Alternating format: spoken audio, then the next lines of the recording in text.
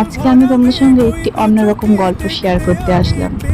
তোমাদের সঙ্গে আমি এর আগেও শেয়ার করেছি যে আমি আজ যেখানটায় পৌঁছে দাঁড়িয়ে আছি একমাত্র আমার ফ্যামিলি, আমার হাজবেন্ড, এরা না থাকলে, এরা সাপোর্ট না করলে আমি হয়তো আজ এখানটা দাঁড়িয়ে থাকতে পারতাম না, এত কিছু করতে পারতাম না।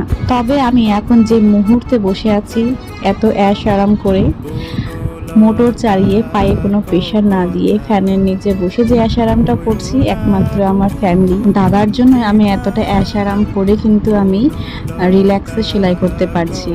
বাবা থাকাকালীনই আমার মোটরে একটু সমস্যা হয়েছিল, আমাদের আর্থিংয়ের প্রবলেম ছিল দেখে মোটরটা একটু শর্ট মারতো, কিন্তু বাবা বলেছিল যে বাবা ঠিক করে দিবে, কিন্তু বাবা সে সময়টা দিয়ে উঠতে পারেনি।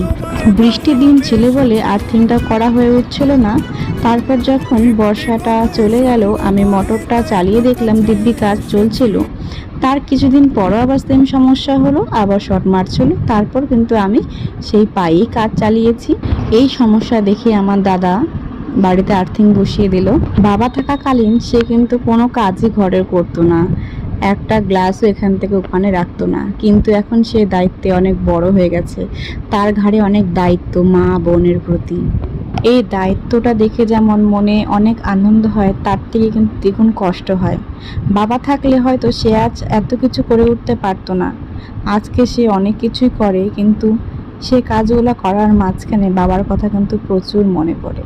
যাই হোক, এই ছোট্ট গল্পটি আমি শেয়ার করলাম, তোমাদের কেমন লাগলো সকলে কিন্তু জানিও।